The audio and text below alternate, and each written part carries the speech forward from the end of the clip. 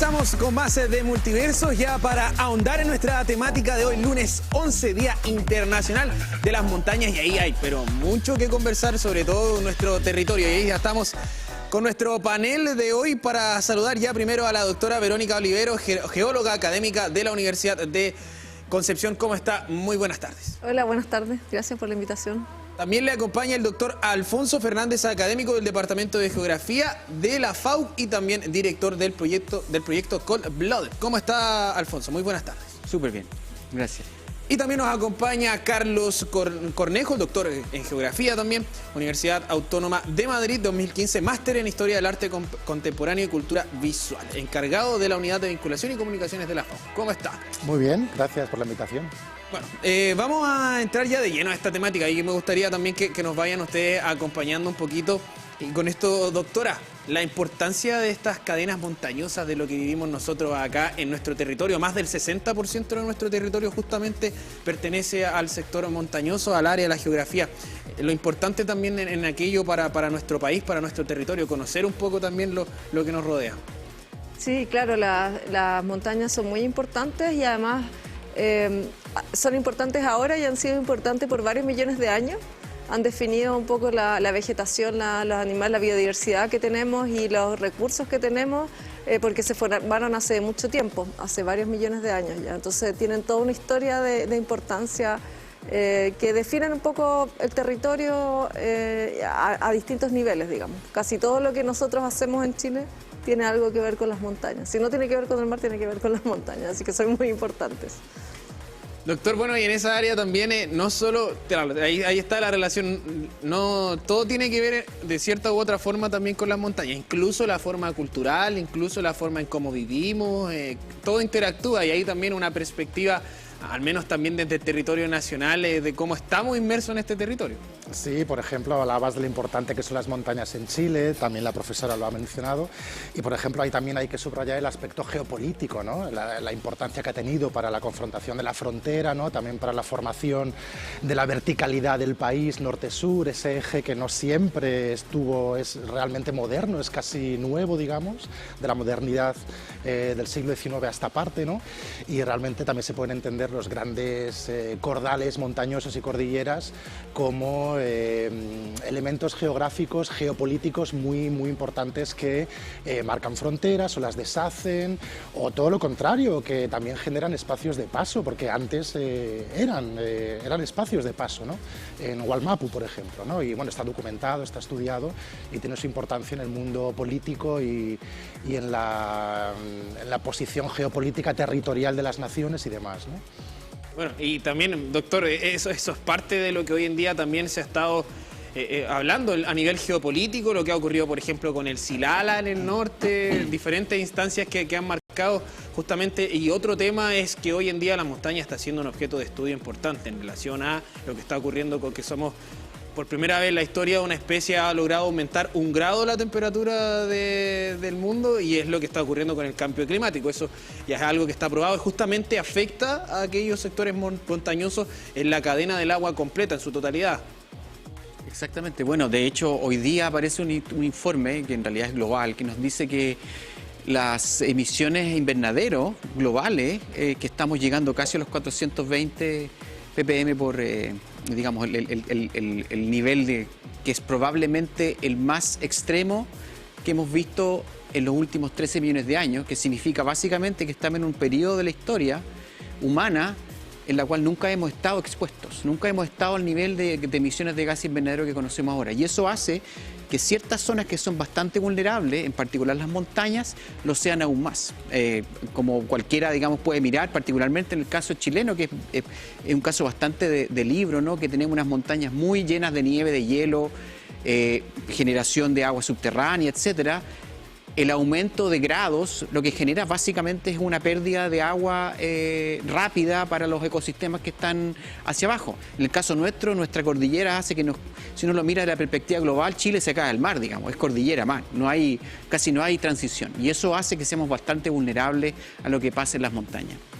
Bueno, ahí es justamente ahí las diferentes perspectivas del tema a desarrollar. Y bueno, y doctora, también el tema de los volcanes, que lo hemos hablado. Hace un tiempo se realizó el Volcano Fest, ahí también tuvimos la oportunidad de estar. Parte también de lo que es este cordón montañoso, estas cadenas de montañas que es la cordillera de los Andes, que nosotros la tenemos acá y que incluso nos sirve para orientarnos, nos sirve para dividir fronteras de forma más transversal aún. O sea, estamos hablando de que incluso las cargas virales que se presentan en otros lados del mundo. Hace un día atrás también conversábamos, por ejemplo, con el director nacional del SAJA acerca de una enfermedad que está afectando específicamente a los caballos en Argentina, cómo también sirven de fronteras, incluso ya biológicas en relación a todo lo que está ocurriendo en otras partes del mundo. Pero específicamente también lo que significa tener estas montañas que generen estos volcanes y también convivir con ellos acá.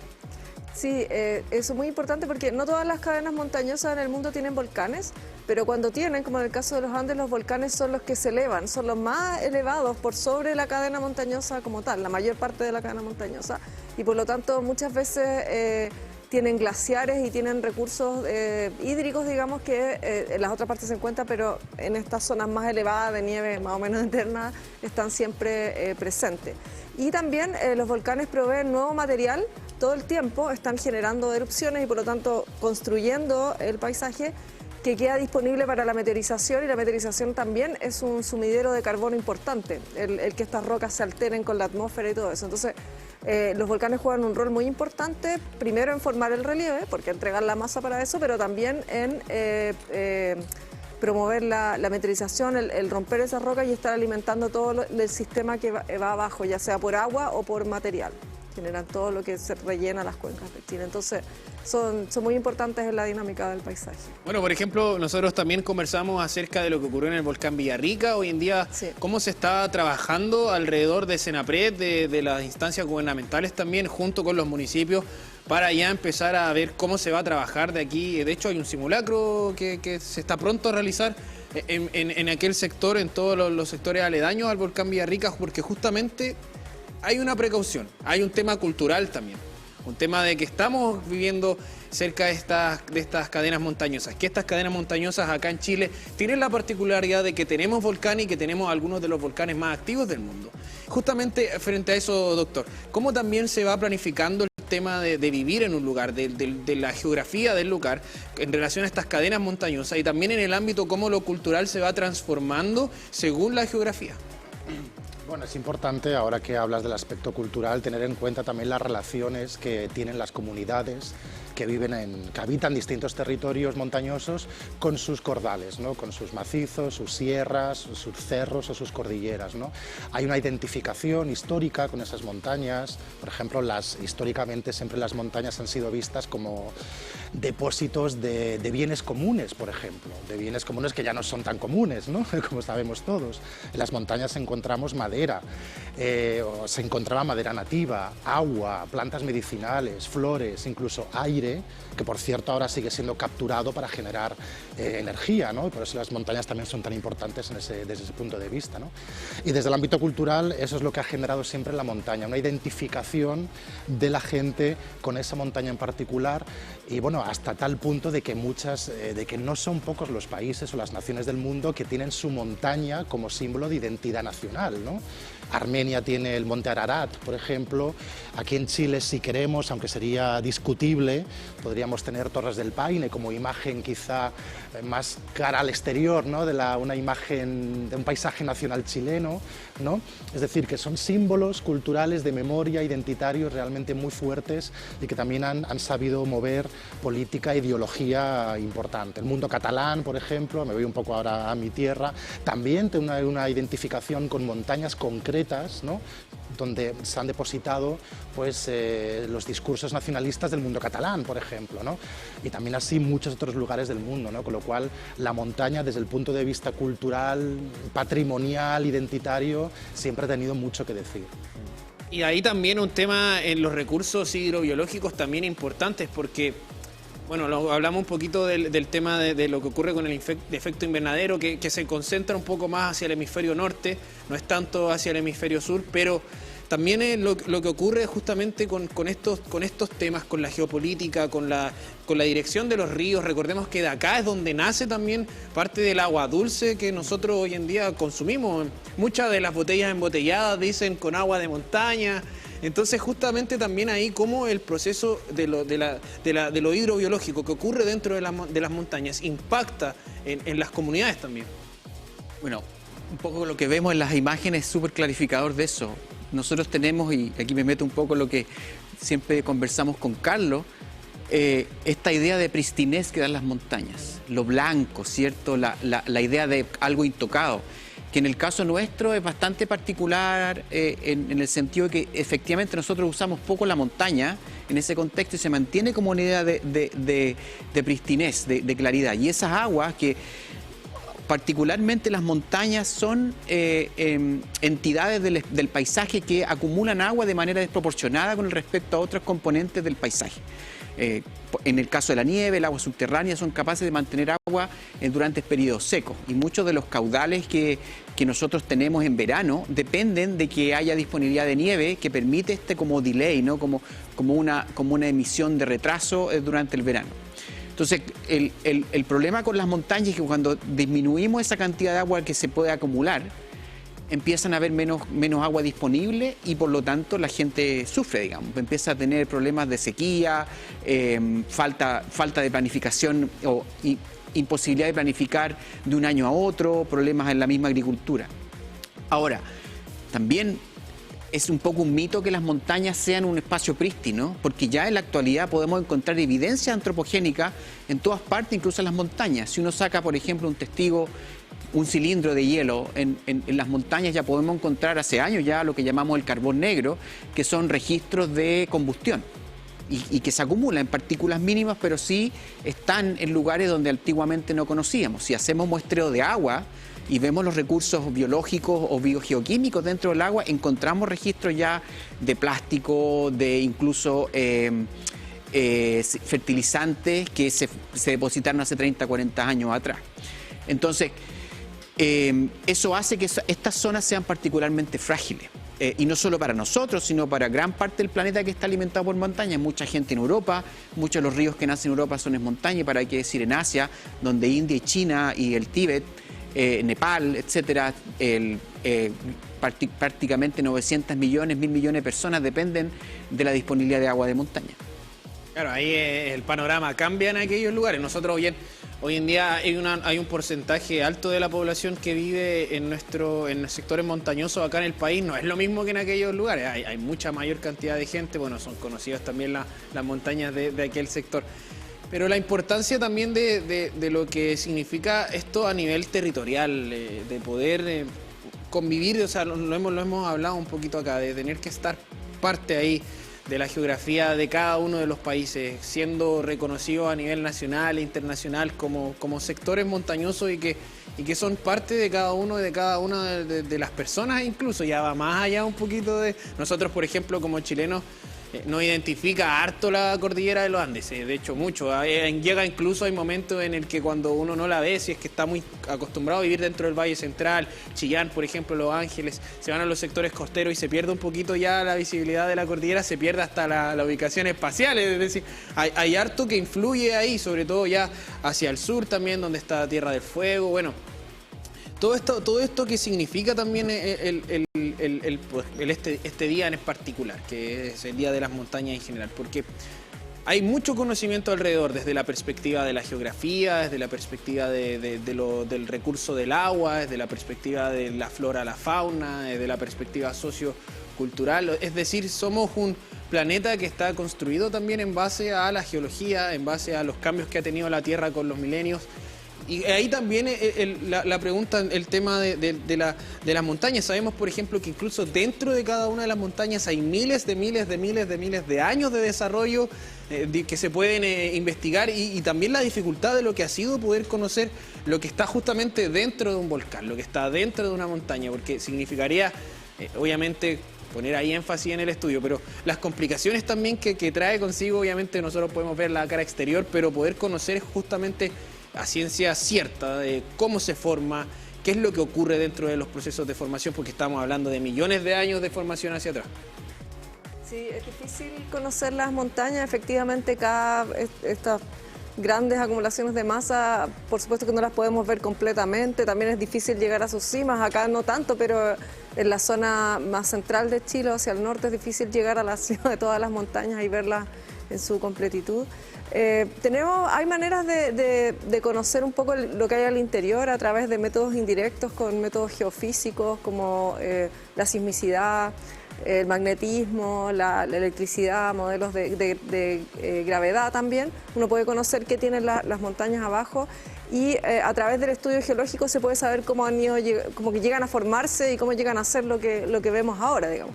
Pero hay muchas incertidumbres respecto a lo que son las montañas.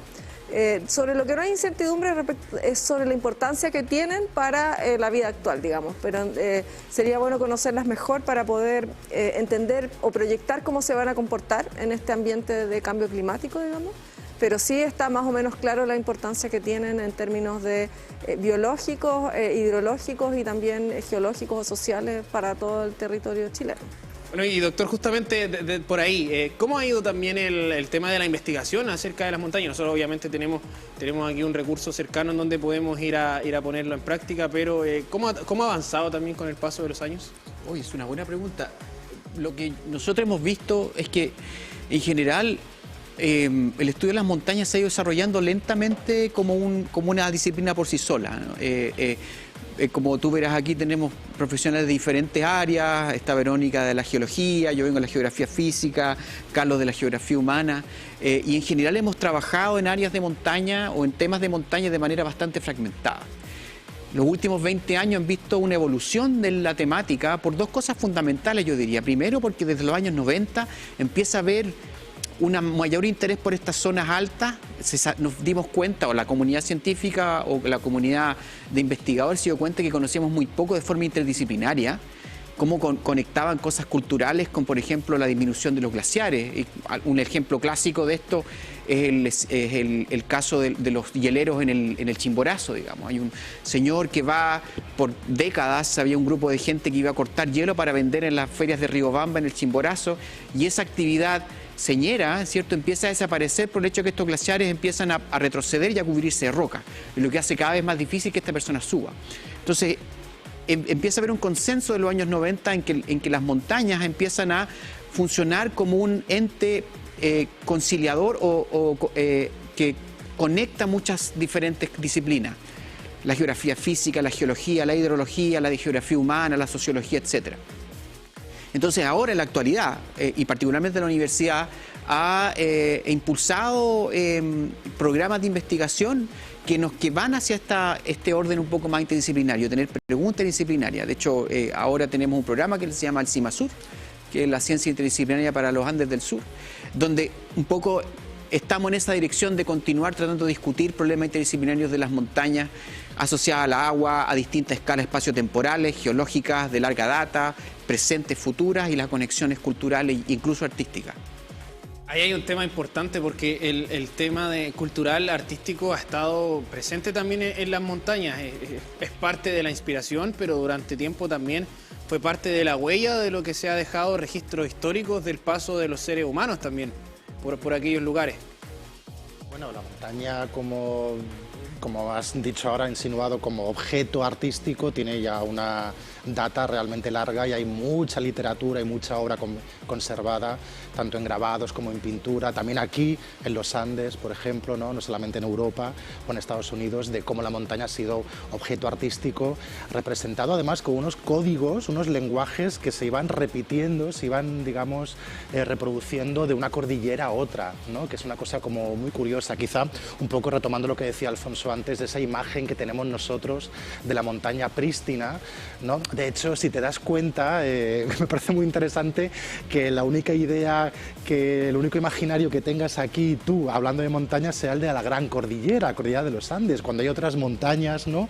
Incluso en Conce tenemos montañas como Cerro Chepe o Cerro Caracol, que también son elevaciones topográficas, ¿no? De pequeños cientos de metros, que también para gente, para comunidades, pueden ser montañas importantes, ¿no? O tenemos aquí al lado la Cordillera Nahuelbuta, por ejemplo, que empieza acá, en San Pedro, ¿no? hasta el río Imperial, si no me equivoco, y es una cordillera realmente que tiene, vamos, de aspectos políticos, socioterritoriales, realmente muy potente, ¿no? Un significado muy importante. Por eso lo que te decía, la montaña como objeto de arte, objeto representable, nos ha arrojado o nos ha dicho muchas veces cómo tenemos que pensar la montaña, que es ese modelo hegemónico de alta montaña, prístino, donde solamente hay roca, verticalidad, nieve y hielo. Pero no, la montaña puede significar otras cosas, ¿no? La montaña puede significar, o en otras lenguas, en otros pensamientos, otras epistemes, una montaña es bosque, o una montaña es bosque más árboles, o es solamente agua. Perdón, bosque más agua, perdón, o es solamente agua, ¿no? No tiene por qué significar altitud, verticalidad, majestuosidad, ¿no? O sea, que hay muchos tipos de montañas, lo que decía antes la compañera, de que la importancia, ¿no? La pregunta de qué son montañas, ¿no? Bueno, pues una montaña es lo que cada uno quiere que sea, si tiene importancia para su comunidad, para su pueblo, para su identidad, ¿no? Y tipos de montañas hay muchísimas, ¿no? Muy variadas. Nosotros tenemos aquí también en nuestro país el tema de que tenemos la cordillera de la costa, y ahí donde también hay hartas cadenas montañosas que son parte del territorio. Bueno, nosotros acá también, el Cerro Manquimávida, en Chihuayante, diferentes... Cierto, claro, muy importante para... Importante para la comunidad, sí, claro. cierto, Hay un lugar donde la gente hace vida. Sí. Hace unos días hubo un avistamiento de un puma también en aquel lugar, por ejemplo, a un nivel de que incluso el ecosistema nativo de acá aún está presente en ciertos lugares que justamente son parte de las cadenas montañosas acá de la región. Entonces ahí es claro, es fundamental también poder explorar un poquito más, claro, ir más allá. Abrir la mente, ¿no? Y un poco abrir la idea de montaña. Una montaña, bueno, pues además fíjate en las diferentes palabras que tenemos para nombrar montaña, ¿no? Claro. Cerro, maguida, cumbre, no sé, ¿no? O sea que hay muchos conceptos de montaña, no puede haberlos. Cambiaron, al menos yo tenía una profesora en la Universidad de Concepción acá que nos hacía epistemología justamente, que ella tenía una frase para eso, se llama abrir la piña. ¿Sí? Abran la piña, sí. Abran la piña. Exacto, sí. Bueno, el tema también de lo que, bueno, acá para volver un poquito, doctora, a la temática que ya es un poquito más contingente y que justamente nosotros lo tocamos previamente, el tema de la concientización acerca de los volcanes acá en el país. Es un tema que nosotros hemos estado dando a conocer. Lo mencionamos un poquito también, que se va a llevar se va a llevar a cabo este simulacro en el volcán Villarrica. Acá en el Volcán Fest nosotros también tuvimos la oportunidad de ver una escala real, una maqueta a escala real que estaba iluminada con una imagen encima que proyectaba totalmente lo que iba ocurriendo en una maqueta real. Entonces, también lo que significa para el país, para Chile, tener este tema tan latente, sobre todo hacia más al sur, de ser parte del sector, de uno de los sectores más activos con volcanes del mundo, lo que significa para las comunidades, para el mismo estudio, no solo a nivel nacional, sino que a nivel internacional de los territorios, de la geografía, de la geología, de todo lo que ocurre. Sí, es muy importante tener claro un poco la actividad de los volcanes, que son también los que forman montaña, no solo muy importante por quienes habitan en los alrededores de los volcanes, que tengan idea de cómo es su dinámica, pero también porque mucha actividad económica y cultural y de veraneo, digamos, de distracción de los chilenos y las chilenas, pasa en zonas que están cercanas a un volcán. Y tienen una población flotante muy alta en verano o en invierno, dependiendo de cuál sea el atractivo turístico de los volcanes. Entonces, es muy importante que las personas, no solo quienes viven al lado, pero quienes en algún momento van a ir hacia un volcán, sepan qué significa que un volcán sea activo, cuál es la actividad que puede tener y cuáles las consecuencias que puede tener para eso. Cuando estuvimos en el Volcán Fest acá, vino Senapred y mostraron estos mapas de seguridad, digamos, o de emergencia del Cayaqui, el Antuco y el Copahue, estos 3 volcanes que están en la región del Biobío y que mucha gente, digamos, no los conoce tanto, pero va seguido a verlos a los lugares porque hay muchos lugares turísticos hermosos alrededor de esos volcanes. Entonces es importante conocer qué es lo que puede pasar. En general, la zona de digamos, el radio en el que un volcán puede afectar no es muy grande, digamos, pero si uno se encuentra cerca, los peligros son pueden ser bastante complejos las situaciones. Y también se pueden producir estas situaciones no necesariamente por erupciones, sino que también por eventos de altas lluvias o de la isoterma muy alta, digamos, muy baja. Puede generar también muchos deslizamientos de roca e inundaciones, que los vimos este invierno y que también se generan en la montaña, digamos, y se transmiten hacia los valles. Así que es muy importante conocer lo que pasa en esos lugares. Bueno, nosotros vamos a continuar con nuestra conversación a propósito de hoy, lunes 11 de diciembre, el Día Internacional de las Montañas. Pero antes queremos dejarle la invitación para revisar el siguiente video. Nosotros nos vamos a ir a una pausa y a la vuelta vamos a comentar lo que vemos a continuación. Nosotros nos vamos y regresamos, pero antes no se olvide, le vamos a dejar un video para que también lo vaya a memorizar.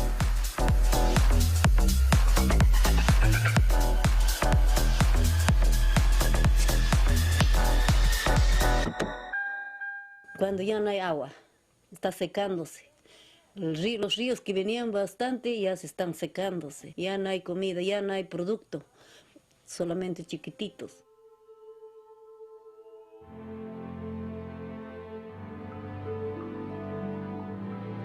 En un clima que cambia, las regiones de montaña están entre las más vulnerables.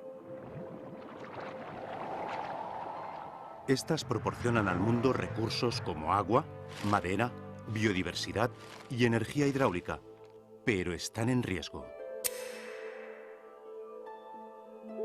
Las montañas proveen agua dulce a más del 50% de la población mundial. Sin embargo, a medida que algunos glaciares comienzan a desaparecer, los recursos hídricos se vuelven más escasos. El cambio climático también incrementa los peligros en las zonas de montaña, a medida que eventos extremos como las tormentas, avalanchas, deslaves y derrumbes de rocas se vuelven cada vez más frecuentes. Debido a su altitud, pendiente y orientación respecto al sol, los ecosistemas montañosos son fácilmente alterados por las variaciones del clima. Las regiones de montaña son los guardianes de más del 50% de la biodiversidad mundial, pero a medida que las temperaturas suben, las especies vegetales y animales se ven amenazadas. A menudo, los habitantes de las montañas son vulnerables y padecen de inseguridad alimentaria.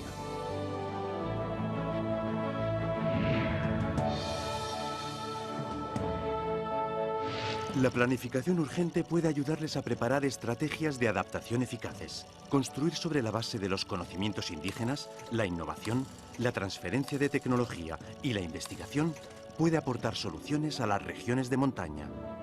Las políticas y las inversiones pueden ayudarnos a construir un futuro mejor. Ahora es tiempo de cambiar. Ahora es tiempo de actuar. Trabajemos juntos por el futuro de las montañas.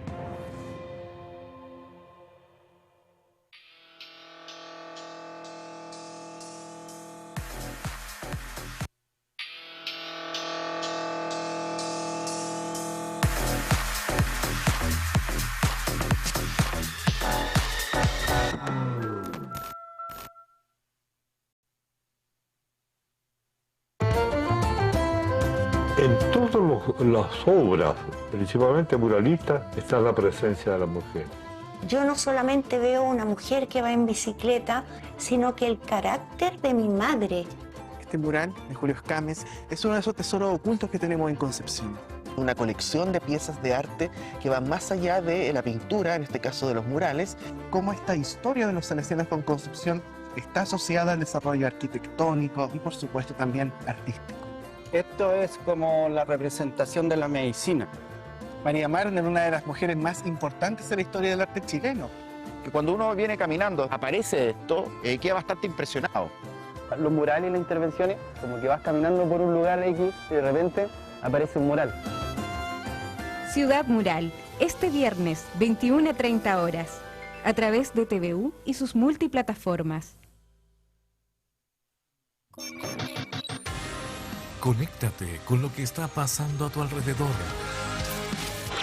En vivo y en directo seguimos con nuestra programación aquí en Televisión de la Universidad de Concepción con nuestro programa Conéctate. Justamente lo que nos arrojó la pandemia tiene que ver con que ese líder, esa figura motivadora de la lectura, que implica fomentar realmente la lectura, que es el profesor, estuvo ausente, ¿no? O estuvo, digamos, de otra manera, materializado detrás de una cámara probablemente, o incluso detrás de un WhatsApp. El remo tuvo una gran actuación en las aguas sanpedrinas y bueno, igual con el canotaje cumplimos con los pronósticos y superando un poco las expectativas. Y ya en primero básico se comienza el trabajo de la decodificación, pero esta decodificación debe ir precedida por la conciencia fonológica. Algo nuevo para nosotros, para el deporte en Chile en realidad, el BMX. Para nosotros quizás estaba olvidado, al menos en Concepción, y de repente salió olímpico, de repente salió los Panamericanos acá en Chile, y para nosotros jóvenes al menos fue increíble, una sensación de, no sé, de seguir adelante, de mucha motivación. Conéctate con especialistas en diversos temas. Conéctate TVU, lunes a viernes a las 20:45 horas, a través de nuestras multiplataformas. Conéctate TVU.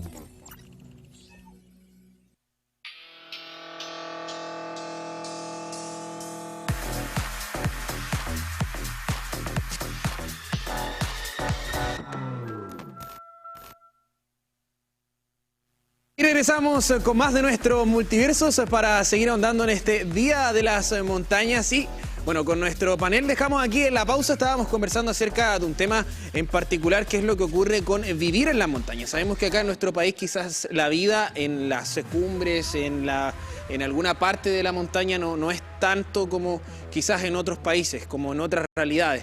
Justamente, ¿qué es lo que ocurre frente a esto? ¿Cómo acá que nosotros vivimos más en los sectores costeros, en el sector del valle, no utilizamos quizás esta geografía como incluir la parte del territorio en donde se habita? ¿Qué también es, cuál es la diferencia, como lo habíamos también tocado en otros sectores del planeta? No sé si... Dale. Lo que pasa es que, claro, cuando uno mira las montañas hay varias cosas interesantes. Como decía Carlos, dependiendo de dónde estás, la gente o el grupo de personas que vive cerca de las montañas la va a mirar de manera diferente.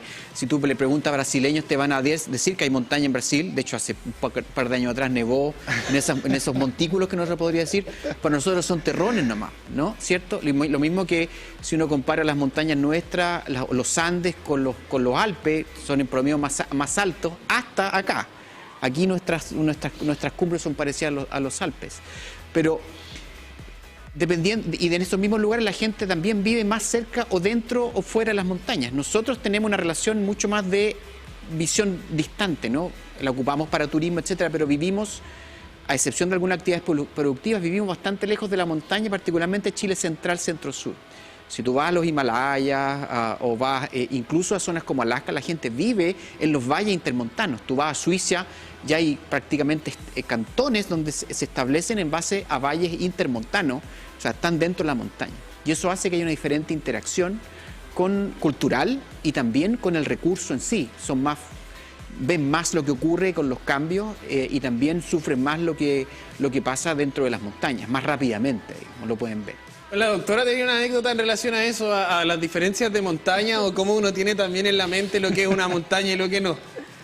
Sí, es que me ha tocado por temas familiares ir mucho a la Baja Sajonia, que está cerca también de los Países Bajos, donde es un paisaje muy plano, porque estaban privando porque es glaciar, y ahí le llaman montañas a montículos de 100 metros o algo así. Le dicen las montañas son sus montañas, digamos. La gente va ahí a ver a la montaña y es como, no sé, como una pequeña diferencia de relieve para mí, así que sí. Claro, porque ahí entra lo que estábamos hablando con el doctor, la concepción también mental de lo que nosotros significamos por montaña, porque claro, esto ya tiene una relación un poco más en otra área de investigación que es obviamente el significado, el significante, que es lo que nosotros entiende por la palabra. Entonces, claro, ahí montaña, ellos en la imagen mental es otra la que tienen. En cambio, nosotros nos dicen montaña y nos imaginamos la cordillera de los Andes, los cerros o las elevaciones que tenemos acá. En los Alpes le dicen montaña y ya se imaginan otra cosa. Entonces, parte de lo que es este proceso de significación también de las montañas como parte fundamental de los territorios, pero también como atracciones turísticas, cómo también se interviene dentro de la naturaleza para generar atracción y también cómo eso influye dentro de los diferentes espacios. Sí, lo que decía antes ella, ¿no? En el caso de grandes volcanes que atraen masas turísticas en verano en Chile, bueno, el ejemplo de Villarrica, ¿no? El ejemplo clarísimo, Villarrica-Pucón, ¿no? Es decir, hay que pensar la montaña también como un elemento, una realidad geográfica que mueve modelos productivos, ¿no? Hacía siglos el modelo productivo era, bueno, pues el del aprovechamiento, no quiero decir extracción, porque era otra cosa, aprovechamiento de los bienes que te daba la montaña, que todavía, bueno, se sigue haciendo en aquellos sitios donde no se extrae de manera abusiva, ¿no? Hoy en día la montaña es motor económico, por ejemplo, del turismo invernal, ¿no? Que se lo digan, por ejemplo, al mundo alpino, por ejemplo, al mundo de Pirineos, ¿no? Aquí también Bariloche, ¿no? Más o menos cerca, ¿no? Y también eso crea unos modelos socioeconómicos, ¿no? En torno a la montaña que también de alguna manera se van replicando, ¿no? de unas cordilleras a otras, ¿no? Y me parece interesante pensar en la montaña como eso, como una realidad geográfica que mueve motores económicos. Antes veíamos el video ese de los recursos hídricos de la montaña y un poco, ¿no? Relacionándolo con el caso del turismo invernal, estaciones de esquí y demás, hay que pensar que el recurso hídrico, el agua que baja de las montañas, desde que existen estaciones de esquí y se promueven este tipo de turismo, se degrada mucho el agua, ¿no? El agua que hace décadas bajaba perfectamente para riego, incluso casi para consumo, para pesca, mucho más abajo, ahora ya no se puede utilizar para esos medios porque viene muy degradada, muy contaminada por toda la actividad económica que se produce ya a altitudes realmente considerables, 1800, 2000 metros de altitud, que es donde se puede colocar una estación de esquí, ¿no? Prácticamente. Bueno, y lo mismo ocurre en otros lugares del mundo donde se utiliza justamente estos territorios para vivir, no solamente para utilizarlo como atracción turística, sino que ahí también ocurre un proceso obviamente particular, ¿cierto? Exactamente, o sea, yo diría que tal vez un ejemplo interesante para las personas que nos están viendo, escuchando, es el caso de La Paz, digamos, una ciudad, la capital de Bolivia, que es una ciudad realmente, una ciudad andina propiamente tal, una capital andina. Está a los 3.000 y tantos metros y tiene mucha gente viviendo que depende de los recursos hídricos de la montaña. Una ciudad muy sensible a lo que ocurra en los recursos hídricos de la montaña. Motor económico también se mencionó, doctora, en este sentido también lo que va haciendo, por ejemplo, bueno, acá hemos estado como países también siguiendo el tema de la hidroeléctrica a nivel general, todo lo que ocurre a nivel de impacto ambiental, pero también geotérmico también puede ser una alternativa, que como también la montaña y lo que ocurre posteriores, obviamente ya en las zonas más bajas con el tema de las hidroeléctricas, que tiene más que ver con el tema de los ríos, pero cómo también esta cadena montañosa sirve de motor eléctrico, sirve de motor económico para un país completo, para quizás ya poder exportar incluso energía. Sí, mucha de la energía de Chile está relacionada a las montañas por la parte hidroeléctrica. Igual las centrales hidroeléctricas están en las montañas, no están abajo, digamos, están en las caídas con mayor energía de los cursos de agua que provienen de las montañas de los Andes principalmente. También hay ya varias centrales solares, grandes centrales solares, que están en zonas montañosas o cercanas a las montañas elevadas en el norte de Chile. La energía geotermal, las centrales geotermales que hay están asociadas a volcanes activos o muy cercanas a volcanes activos, entonces también están en las montañas. Y la energía eólica que se encuentra más bien en la cordillera de la costa, que también es una cordillera, digamos, así que son montañas. Así que no mucha de la energía de Chile depende, digamos, de la actividad de las montañas, así que son un recurso económico, digamos, también indirecto en este caso. Muy relevante y por lo tanto también hay que considerarlas como tal, que son fundamentales para la economía del país. Aquí también ya para organizar, o sea, ir decantando toda la información que hemos hablado y que haya una perspectiva que no la hemos abordado, pero que también tiene mucha relación, el avance de la tecnología, el avance de hoy en día, por ejemplo, antes quizás para poder monitorear lo que ocurre arriba de una cumbre, por ejemplo, teníamos que planificar un vuelo y hoy en día se llega a una estación, se sube un dron especializado que va a tener algún tipo de hélice especial para poder evitar, no sé, el frío, la altura. Hoy en día también están las estaciones de monitoreo que envían datos instantáneos. La doctora también lo esbozó en el tema para poder conocer lo que ocurre dentro de la montaña. Es decir, hoy en día la física, el mundo de la ingeniería, el mundo del estudio de la geología como tal, se está también abordando desde todo un punto común. Es decir, hoy en día congregan muchas disciplinas en una justamente para poder estudiar esto. ¿Cómo ha sido también eso fomentado en parte por el avance de las nuevas tecnologías, de lo que hoy en día tenemos, de lo que hoy día incluso permite ver lo que antes no podíamos ver de una forma directa? Sí, o sea, hemos avanzado mucho. Hay mucha mayor información de las zonas altas. Ya no voy a decir montañas, zonas pero sumamos alta montaña. ¿Por qué me refiero en este caso a la alta montaña como los Andes, como los Himalayas, por ejemplo? Porque igualmente falta mucho. Tenemos una herramienta que es muy buena, que es lo que llamamos la teledetección o el sensoramiento remoto. Son imágenes, vuelos, etcétera, por satélite o aviones. Pero lo que tiene que ver con instrumentación en montaña, instrumentación in situ, donde tú extraes datos directos, eso es mucho, todavía estamos al debe, digamos. Si uno hace una relación entre las redes de observación en zonas de alta montaña, la proporción asociada a su proporción total de la superficie terrestre es bastante baja. Sabemos muy poco. ¿Y por qué es importante, digamos? Porque así como uno ve, la gente que está viendo las imágenes aquí, las montañas tienen una variabilidad topográfica tan grande, hay muchas variaciones en muy poco espacio, llegamos a una cumbre y caíamos rápidamente, que las variabilidades hidroclimáticas también son complejas. Entonces necesita redes de observación que sean estables, que es un desafío en las montañas, y también que sean ocupen grandes extensiones, y eso todavía estamos al debe.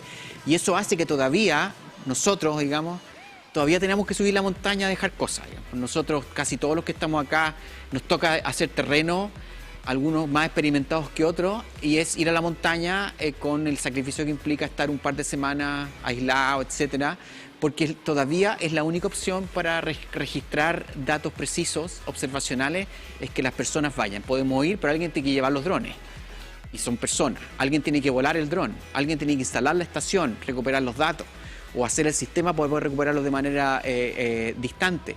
Y todo eso todavía requiere harto trabajo, digamos, artesanal. Los científicos de montaña, de alguna manera, seguimos siendo un poco a la antigua, tipo exploradores, porque todavía no es tan fácil acercarse, digamos, a las montañas, y es tan simple como decir que si se me queda un tornillo en la oficina, se me acabó la campaña de terreno, porque no puedo llegar y volver. Ahí la preocupación es vital. Es impresionante aquí hacer el símil con las otras ciencias también.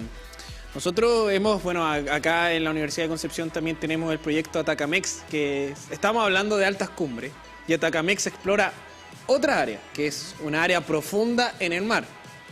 Entonces, ahí se mencionaba un poco lo mismo, que también es un poco exploración, en una primera instancia es en una nave no tripulada, ya después se va avanzando en aquel tema, pero lo que significa explorar estos lugares que normalmente no se realiza, es decir, nosotros no estamos en contacto directo con la montaña, hay que ir a realizar un viaje a la montaña, y para poder hacer esto y para poder generar este conocimiento y poder avanzar en eso, se van abriendo nuevas puertas y se van generando nuevas preguntas y se van haciendo nuevas incógnitas. Por ejemplo, acá no hemos hablado en nada de los microorganismos que se encuentran dentro de la montaña. Es decir, en estos hielos, en estas muestras que se sacan también, donde se vieron registros de carbón, también hay registros de microorganismos que, bueno, con el tema del deshielo también se ha podido ir viendo en otros sectores más hacia el sur, otro tipo de cosas que no se veían desde hace mucho tiempo atrás o que ni siquiera se habían visto. Lo mismo ocurre también en este lugar de Atacamex, para hacer el símil. Poder investigar lo que ocurre debajo, poder también conocer lo que ocurre debajo, y también que esto genere nuevas incógnitas, que es parte de la ciencia, pero en este último tiempo, y sobre todo con los cambios que se han visto en este mundo, los cambios que hemos visto en las montañas, en los recintos montañosos, o sea, en los cordones de montaña, cómo también se empieza a poner en perspectiva el presente, lo que se ha avanzado, porque como estamos en pleno auge también tecnológico, pero a proyectar el futuro. ¿Cómo también se ve desde esa mirada? Es que fíjate, además, ahora que hablabas de microorganismos y demás, quería apuntar dos cosas. La primera, que de hecho hay los biólogos o incluso también los que hacen este tipo de ciencias, geólogos también, ¿por qué no?, hacen tesis doctorales enteras sobre una bacteria o un microorganismo que encuentran en una laguna de origen glacial. Por ejemplo, hacen investigaciones tan microscópicas, a escala tan micro como esa, porque eso puede dar muchísimas pistas o resolver distintas preguntas para seguir investigando sobre un tema, ¿no? Y lo segundo, un poco lo que comentabas del valor, ¿cómo decirlo?, geológico de la montaña, pero pensándolo como un archivo. A mí la geología es una disciplina que me apasiona, ojalá supiera más de geología, porque la veo como el gran archivo de la Tierra. O sea, un geólogo, y en parte también un buen geógrafo físico, sabe leer los paisajes y las formaciones de esos paisajes y demás, ¿no?, como si fueran libros, porque ahí hay un montón de texto, digamos, un montón de información que se ha ido depositando y transformando durante realmente una larguísima data, ¿no? Y eso puede dar muchas pistas para conocer el presente y también incluso dilucidar un poco hacia dónde tenemos que ir para resolver ciertos problemas, ¿no? Así que creo que la montaña es como una parte fundamental de ese archivo, ¿no? Pensemos en los glaciares, toda la información que te puede arrojar un glaciar, su retroceso, las morrenas que deja, no sé, cosas así, ¿no? Bueno, doctora, también justamente acerca de esto, específicamente en el estudio ya y el poder comprender y generar conocimiento en relación a las montañas. ¿Cómo ha sido también esto ya contemplando lo mismo, desde el pasado, del presente? Sabemos que usted tiene un área de expertise también, ahí lo hemos estado conversando, pero ya proyectarlo hacia el futuro. ¿Qué es lo que se podría ver? Bueno, en estos últimos 20 años pasamos de no tener o de imaginar un dron a tener un dron con full capacidad de poder estar en la zona alta de la montaña. O sea, hemos tenido unos 20 años que han sido tecnológicamente importantes. Entonces también proyectarlo quizás dentro del futuro, qué es lo que se espera o cuál es el deseo que tiene desde la geología de poder estudiar, qué es lo que se busca también. Desde el punto de vista de la geología, bueno, se ha avanzado mucho, sobre todo con las imágenes o los sensores satelitales, los sensores remotos, también los drones, en poder tener una imagen mucho más clara de lo que ocurre, o sea, de cómo son las montañas, aunque sea lejana, que permite también inferir, digamos, a través de tratar la luz, inferir cuál es la roca, la geología que hay en estas montañas que no se pueden alcanzar, porque aunque uno pueda llegar a una montaña alta, la verdad es que no se puede llegar a todas las montañas altas, es muy difícil, toma mucho tiempo, entonces estos sensores remotos han sido muy importantes. Y yo creo que la verdad es que para el futuro algo importante es poder entender cómo funcionan sobre todo los eventos más rápidos o extremos o que podrían dañar la infraestructura humana, digamos, y las comunidades humanas.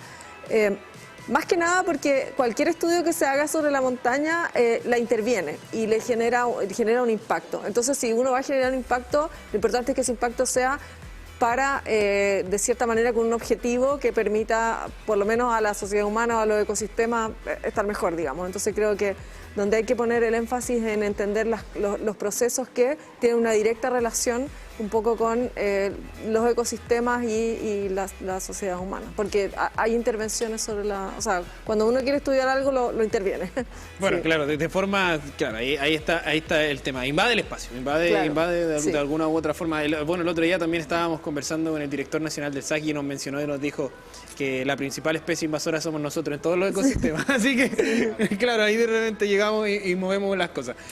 Vamos a ir ya para ir terminando nuestro programa, vamos a ir a revisar una gráfica que tenemos preparada acerca de justamente este Día de las Montañas, acerca de diferentes instancias del tema de las montañas a nivel general.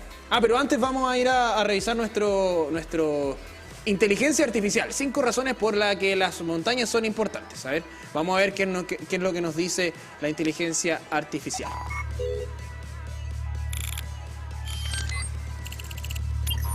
Son la fuente de agua dulce.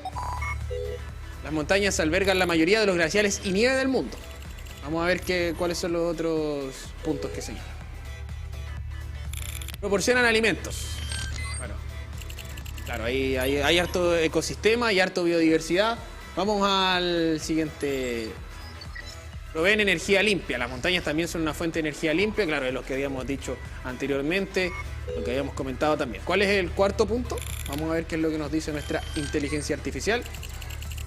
Son importantes culturalmente. Bueno, estamos condensando un poco la conversación de nuestro multiverso. Vamos a la quinta. ¿No estaba escuchando?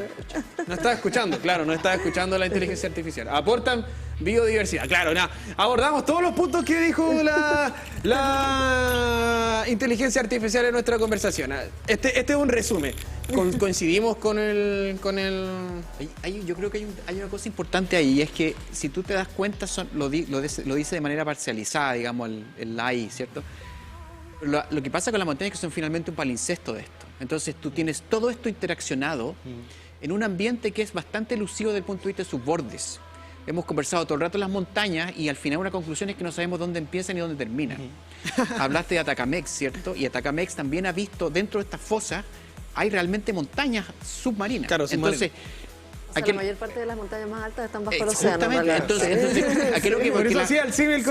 Las montañas son esta metáfora de algo que no tiene bordes, que es prominente y que te permite mirar desde otra perspectiva. Y eso hace que las montañas de por sí sean un objeto muy interdisciplinario.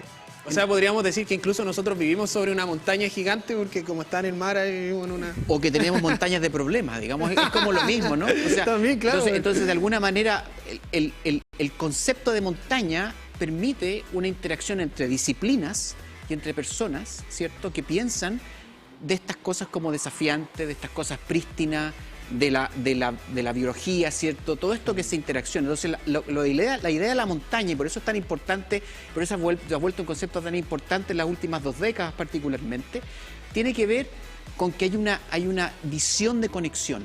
Todas las cosas están interconectadas, pero entre las montañas uno ve...